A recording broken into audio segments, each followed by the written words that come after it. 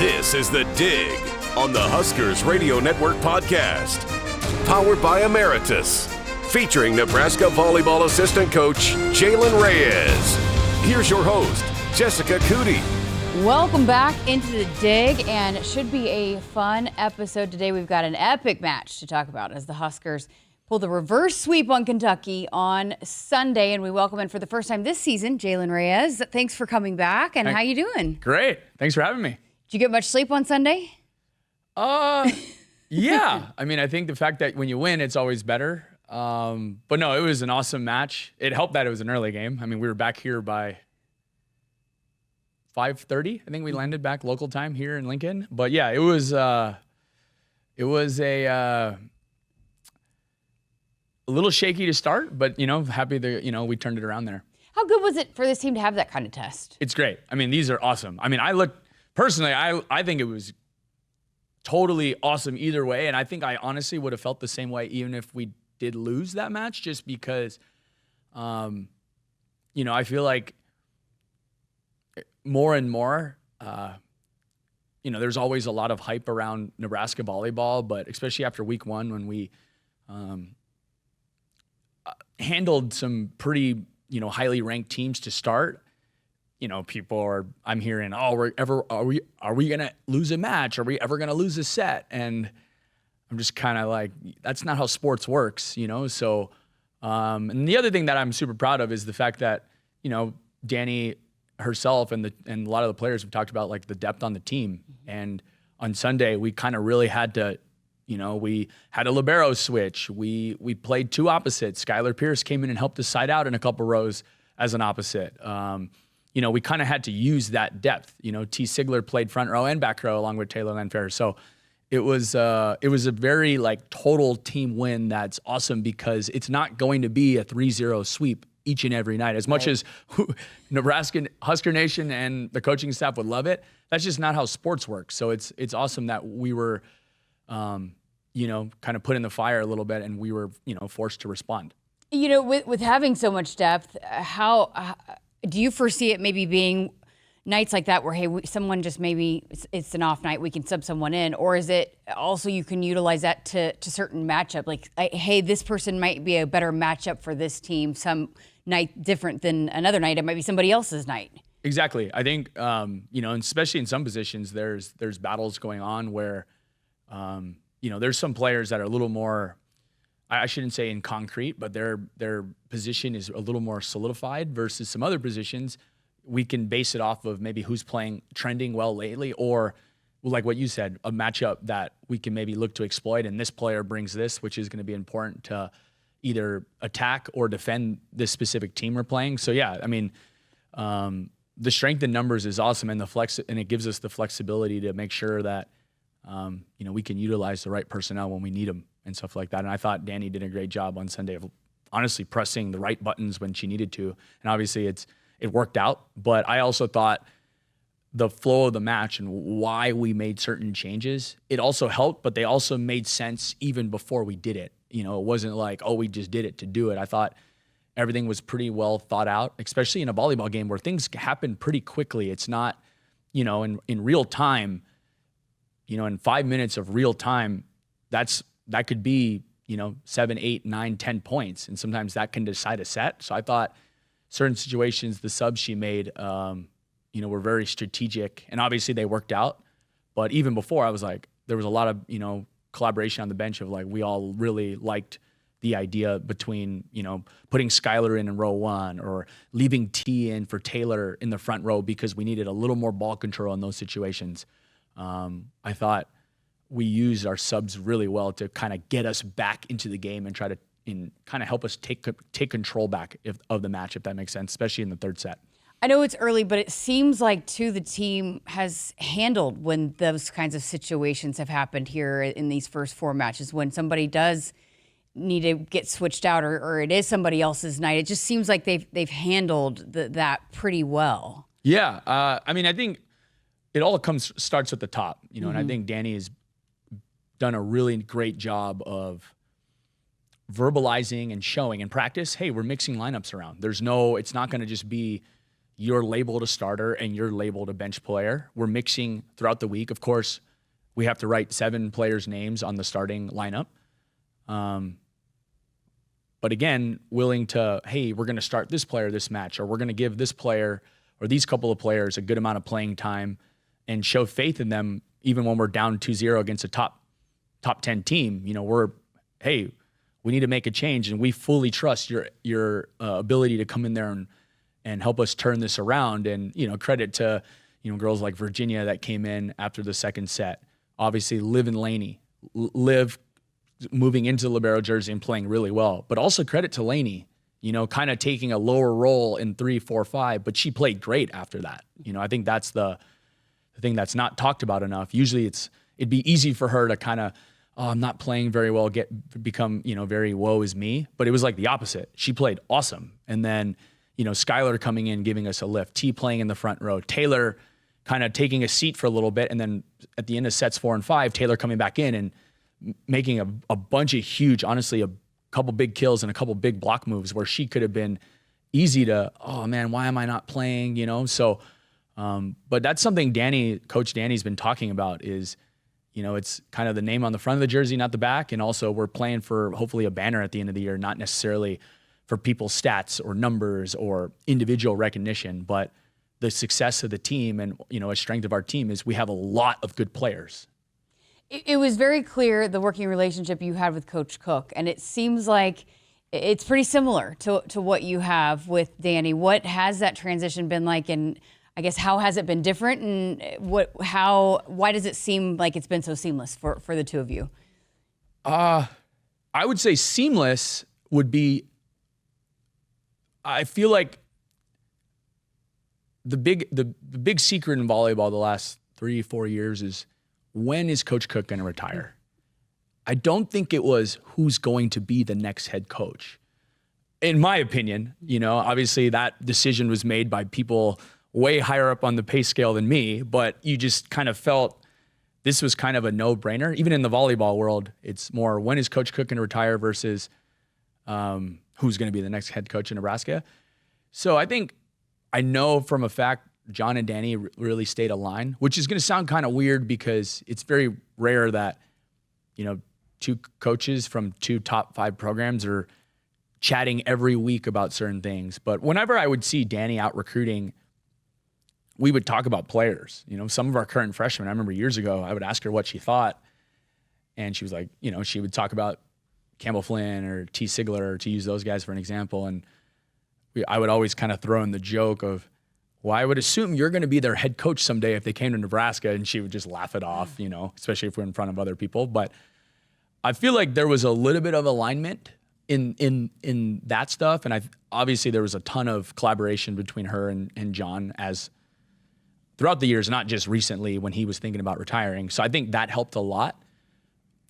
I think her coming home helps a ton, right? She's not really getting used to a new place. It's just she has got a new house, and obviously she's got, you know, some additions to the family that are a little different, but, and then how are they different? They're just 2 different people. Mm-hmm. Like that would, for me, and if you know them, they're just 2 different personalities. John's a little more, has his hands on things. I feel like Dani, to a degree, is a little more laid back when it comes to certain things, but she has her hands more on other things. And I think she's just a really good communicator, you know? So I would say that'd probably be the biggest why it's pretty seamless is the things she really feels passionate about or wants it to be done. She was upfront with it. I mean, even from the day she stepped on campus with me and the other assistants. And then the stuff that she doesn't, I shouldn't say doesn't care about, but that you can negotiate with her, she just kind of lets me go, you know? So I've kind of asked her, is it cool if I just go, and then if you want to rein me in, you know, and I'm not going to take it personal. So I felt like she's given me this space to work. She's dialed me back in certain areas. And I also feel maybe there's certain areas where maybe I push the limit. She's like, oh, I really enjoy that. So I think it's just I feel like the communication between us 2 has probably helped a ton. And, but just, I think her personality is very welcoming and open, and the players feel free and the players feel like they have space to improve. And I also feel I can't speak for Kelly or Brennan, but we have that space. We feel that space as an assistant too, of we can grow and we can try all these different things, which was very similar to Coach Cook, but just in a different way. Yeah, and they're different people. So that's what's really cool about it. That's awesome. How has it been coaching the outsides this year? It's been great. I mean, it's you go from coaching a certain position group. So I'll give you an example. I feel like, okay, I'll use Rebecca Alec for an example. I've coached her for 3 years now. Lenny Choboy for 2 years. I think it's awesome that they get to hear and it's not like they don't hear my voice anymore, but they get to hear from a different voice. And I think that's really helped them. Olivia as well. And I think it's helping Andy as well with her, especially with her blocking. I think Brennan's doing a great job there. But for me, I think it's great too, because it allows me to not just get complacent in what I'm doing, right? Coaching middles and liberos, but now I'm coaching outsides, coaching opposites. We just have more people now to coach. There's 7 pin hitters versus, I think I used to have a group of 4, 5, 6.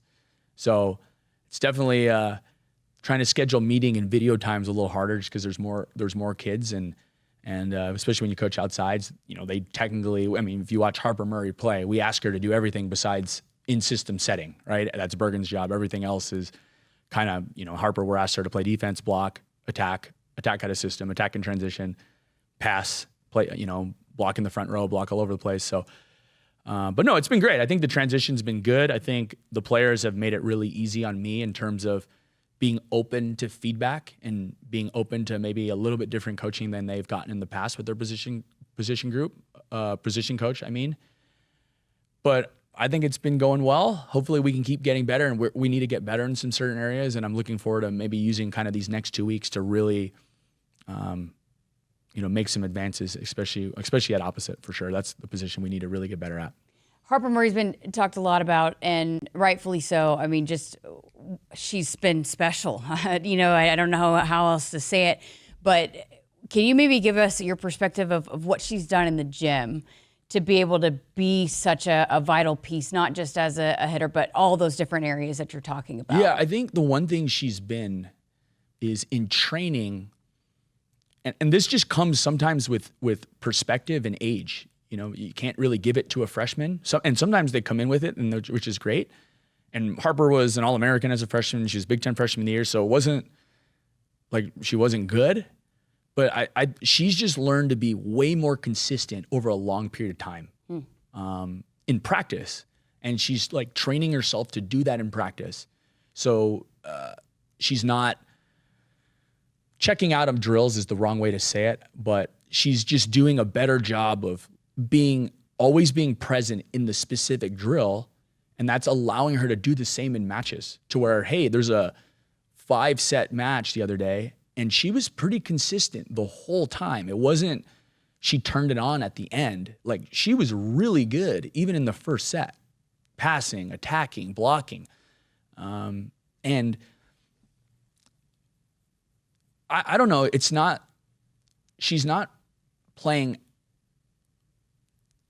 It's not like anything she's doing is, oh my gosh, out of this world. But at the end of the game, you're just like, wow, how, and I know it's easy to just follow the points she scored and the kills, but it's like how well she's playing defense, how much better of a blocker she's become, how much consistent passer she's becoming to where teams just don't serve her anymore.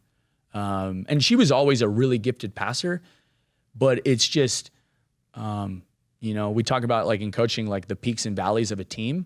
The valleys aren't as deep and they're not as long anymore. It's like, okay, one bad play, back up again. Versus, when you're younger, bad play, and sometimes that bleeds into another one. It kind of, you sit at the bottom for a little bit and it takes you a little bit. She's kind of getting out of those quicker. And I think that's just the experience and the ability to just kind of shake it off and just, with her, there's so many ways she can affect the game. And it's not just her killing the ball. Don't get me wrong. We've asked a lot of her in terms of that space. But she's gotten so much better at other things too in this amount of time that, we also use and rely on to help us win matches. Wow, that's fascinating.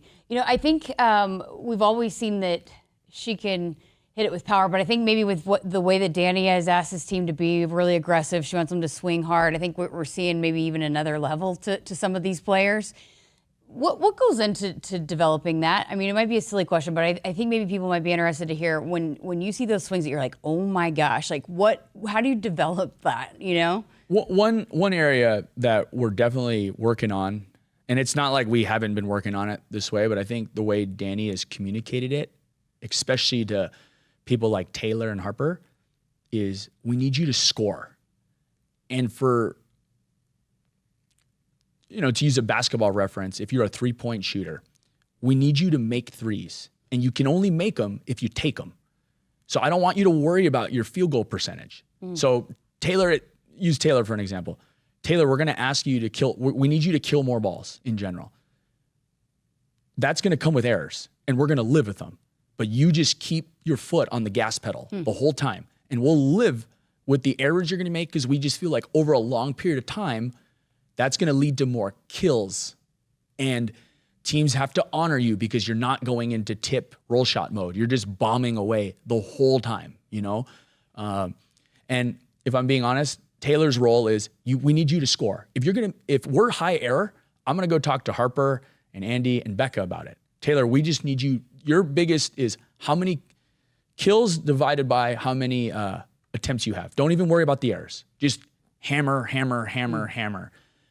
Just because we feel like if you're always talking to them about their errors, then they're just going to play a little more conservative. But to beat the teams we need to beat to finish the season off how we want to finish, we're going to need to kill more balls, especially on the pin. And we're going to need a little bit more from that OH2 spot. So that would be the spot that Taylor Landfair and T. Sigler's playing.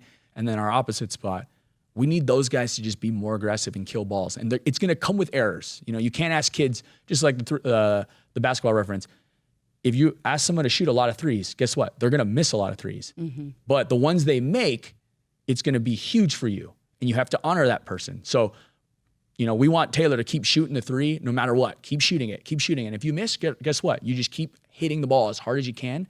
And we're trying to, and hopefully her killing the ball is going to outweigh the errors that she's going to make, So she made a couple of errors at the end of the second set that were tough situations for her, but I'm proud that she went for it. Because in the past, that would be just a roll shot. And the way Kentucky was playing at the time, once they got the ball, they were killing it anyway. So let's just go for it and live with the results. And in the fourth set, she made a bunch of really nice swings that could have gone 50-50 balls that she decided to hit. And we turned those, and I felt like that was the start of the momentum of the match was when Taylor Landfair killed a couple of balls in transition that maybe just weren't going down in the first couple sets that now she killed, and that totally flipped the momentum. So that way Kentucky's block couldn't just key in on Andy, key on Harper, because now Taylor was starting to kill some balls. Wow, that's fascinating. Because ultimately, I guess when you get a hold of one like Taylor can, it's pretty hard to stop. And we right? just need to score. Yeah. We need to score. We feel like the middles and Harper are going to be able to score. Those two other positions, we need people that are going to score. Not, hey, you're just in here to keep it in. We need you to hit the ball hard and all over the court. Obviously, we hope we hit it in a lot. I'm not saying, hey, we just want to close our eyes and swing as hard as we can and hit it all over the place. But let's just keep the pressure on the other team. And if it comes with a couple of errors, hey, so be it. But hopefully it comes with a lot of kills too. So on that note too, with Harper, you talked earlier about there's some people that have solidified their spots and some other spots that are going to maybe be a more of a battle. But how are you going about figuring out the rotation at right side, the OH2 that you just talked about? I mean, is that going to be something that you are going to try to utilize multiple throughout the entire season? I feel like there's a balance, right? We want one, I think those positions are a little less settled for sure, compared to maybe Harper's position or Andy's position. I don't think I'm saying anything that's breaking news here by saying that. But it can be, right? That's the beautiful thing about sports is sometimes you just get an opportunity, and if you just keep doing really well, you force us to play you, right? But at the same time, there's a balance of, hey, there's competition, and I feel like it's healthy competition, but we need to make sure, and I think Dani's done a really awesome job of this, of communicating it in a way of we want them to also go out there and play free. We don't want somebody to be looking over their shoulder the whole time. If they make one mistake, they look over at the bench and wonder. That's where if the communication isn't great or the player's mindset isn't great, it can hurt a team doing that, if that makes sense. So for us, the competition is great. And if someone pushes themselves forward in those two positions, they're going to play. And the players know this, and Dani's communicated this to them. And, that's why we get back in the gym this week, and we have a couple of other great matches coming up here, and we'll get to see, hey, how much we've grown since Sunday. First one in Devaney. I know, it's weird. It feels like we've done like the early red, white, and alumni, and then we've gone away from, I know obviously we played at PBA, which isn't that far away, but I feel like forever since we've had a game at Devaney. It's been, I don't think, since I've been here, our first official home game wasn't never week 3. We host so many games. It's usually like week 1 we're always playing. So it'd be fun to be back in the Bob on Friday. So what does this weekend look like? What are the things that you guys are focusing on going into this weekend's matches? I'm sure a lot about, hey, let's focus on us. A lot of it's on us for sure, especially early in the week. Can we get better? What do we learn? I think also just celebrating. Kentucky's really good, and Stanford's really good, and Pitt's really good, and Lipscomb's going to end up being a tournament team. And I think a couple of teams here this weekend. So I don't know. I think there's a little of like, we need to make sure Sunday isn't just we made it past Kentucky. Like, Kentucky is a Final Four team. Like, we beat a really good team. Sure, it took us 5 sets. So what? Like, that's kind of what makes it fun. I mean, honestly, if it's 3-0, 3-0, 3-0 each and every night, I'm gonna remember way more about the Kentucky match than the Stanford game, just because it was a struggle, and we got to see some players struggle early and then pull themselves out, or maybe struggle in another match, not start the match, come in and really make an impact and help us win. So, but yeah, a lot of it will be on us. But I think I want us to feel, and I want the team to feel, and I know Dani wants the team to feel like, celebrate. We beat a really, really awesome program and a really good team that I think is going to turn a lot of people's heads because, maybe they weren't as highly ranked as Kentucky is normally, which is crazy to say because I think they were like number 7 at the time, but I bet they're going to go up in the rankings. I don't know what the rankings are now. They probably did. They came out yesterday. I have no idea. But, we beat a really good team. But yeah, this week is going to be, can we keep getting better? Obviously in those positions we talked about, but can Andy Jackson get better? Can Harper Murray get better? And everybody else in the team, can they get better? You played a lot of sports. True or false, that reverse sweep is one of the toughest tasks in sports? Toughest task in sports. Definitely the way my golf game's going. Jaylen hitting the center of the club face is one of the toughest tasks in sports right now. I would think hitting a home run of like a 98 mile an hour fastball or higher would be tough. But it just takes so... especially when you lose 2 close sets, right? So it's like mentally, what are you thinking as a team, right? Are you thinking about what could have been? Obviously the physical toll of having to play a really good team for that long. And then you have to expend so much emotion and energy to get back in it, to tie it, right? So just think how the 4th set ended, right? Andy Jackson hit like one of the most unbelievable slides I've ever seen to end the set. And there's just like pour over of emotion. Do we keep it going? Do we let go? And then the 5th set, it's a sprint, right? You play 4. That's one thing about volleyball too is different, is you play 4 sets to a certain score, and then suddenly the 5th set is like this quick run, and we won the game on 2 runs, Harper Murray's service run and T. Sigler's service run, But yeah, it's definitely up there. But I would definitely say right now, Jaylen hitting the golf ball in the middle of the club face is definitely the hardest thing in sports. We got to get you in the box against Jordy Ball, see how that is. Yeah, I stand no chance against Jordy. And Jordy, if you do, just give me like one chance to hit it, and then I'm just gonna close my eyes and swing like when you're coming forward, I guess, with it. Awesome, great stuff. Thanks for being here with us, and best of luck this weekend. Thanks for having me. Jaylen Reyes here with us on The Dig. Emeritus is proud to power The Dig and all of Husker women's sports. And as always, make sure you subscribe and like wherever you listen to never miss an episode right here on the Huskers Radio Network podcast.